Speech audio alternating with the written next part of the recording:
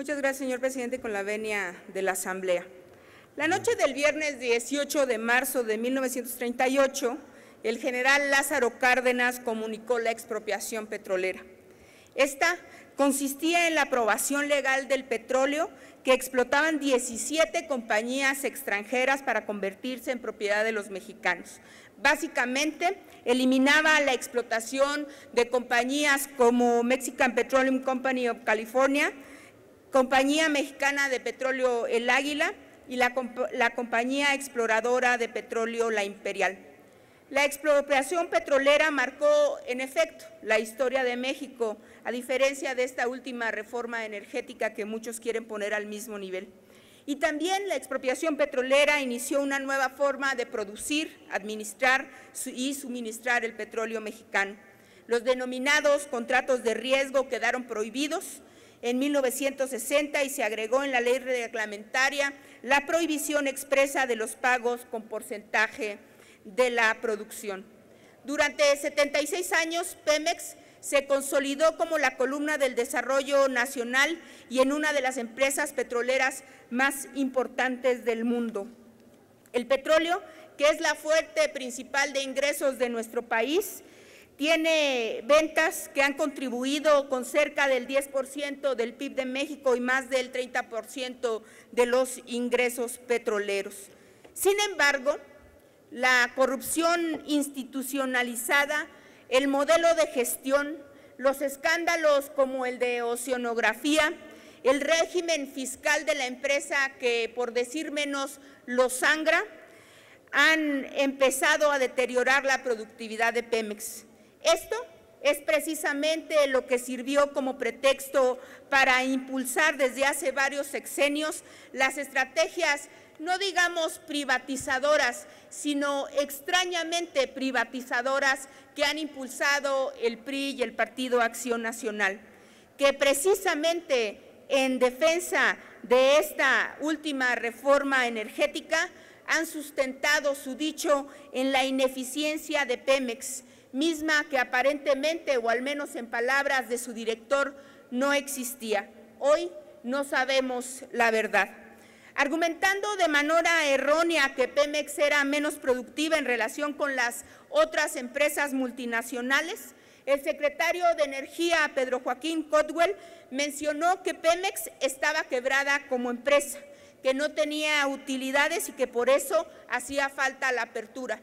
Yo me pregunto, si Pemex no tenía utilidades, entonces, ¿de dónde se sacaban los recursos que anualmente, al inicio, valga la redundancia, del año fiscal, se hacían como carga impositiva a Pemex y que definitivamente no permitía que ésta funcionara como una empresa común y corriente y que se invirtiera sobre todo en infraestructura, en ciencia y en el crecimiento y el fortalecimiento de la empresa?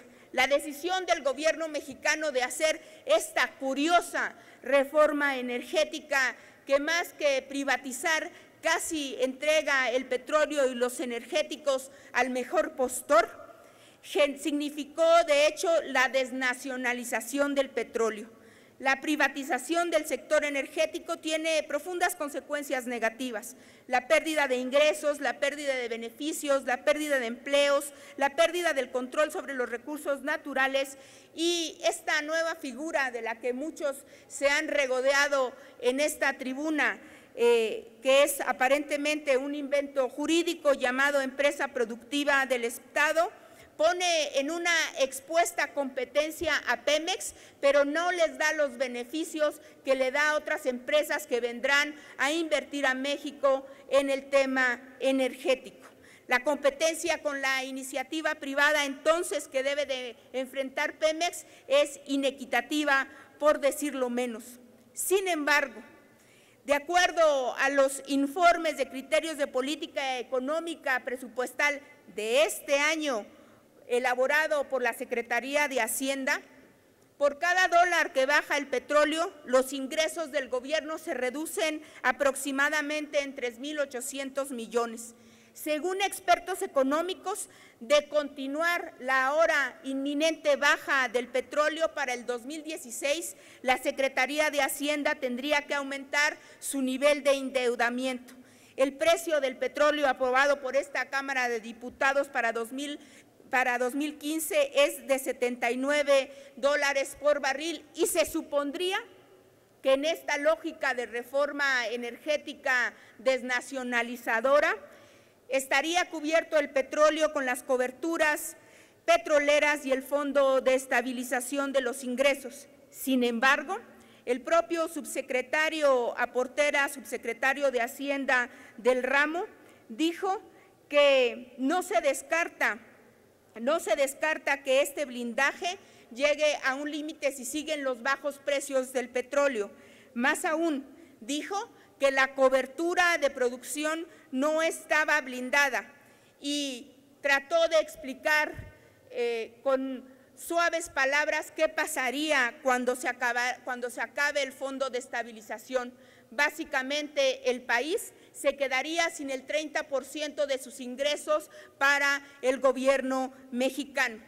La pregunta hoy que pretenden conmemorar el 18 de marzo es: ¿qué les falló en la reforma energética? ¿Qué hay que celebrar? ¿Qué pasa con esta reforma que se suponía que iba a salvar a México y a modernizarlo y que hoy no ha traído las inversiones que había prometido? ¿Qué pasa con esta reforma de las que inclusive muchos aquí, en voz muy tenue y bajita, han venido todavía a defender esta reforma energética, pero que los hechos están ahí? La baja en el precio del petróleo, la compra de petróleo ahora a los Estados Unidos con el extraordinario pretexto de que nuestras refinerías resulta ahora que no procesan el petróleo mexicano. ¿Qué diablos estaba haciendo Pemex entonces? ¿Y qué diablos estaban haciendo los promotores de esta reforma energética cuando empezaron a hablar de mayor explotación y de nuevos pozos, pero nunca pensaron en la infraestructura que se necesitaría para procesar este nuevo petróleo o el que ya existe? La verdad es que no lo sabemos. No sabemos si es un pretexto para quedar bien con los Estados Unidos o realmente ahora un país como México, que no solamente es productor, ahora tiene que estarle comprando al que por mucho tiempo fue su principal cliente de compra de petróleo. La realidad es que hoy, ya 77 años de la expropiación petrolera, lo que ha empeorado en la situación de Pemex nos dice que no hay nada que celebrar. La paradoja es para quienes dan el apoyo a la privatización y hoy quieren que celebremos la nacionalización, que por cierto dejó de existir con el voto de muchos de ustedes. No hay nada que celebrar este 18 de marzo porque el ánimo del general Cárdenas acabó y porque se entregó el principal recurso que tenían los mexicanos y aún hoy ustedes no pueden reconocer el error. Muchas gracias. Gracias, diputada.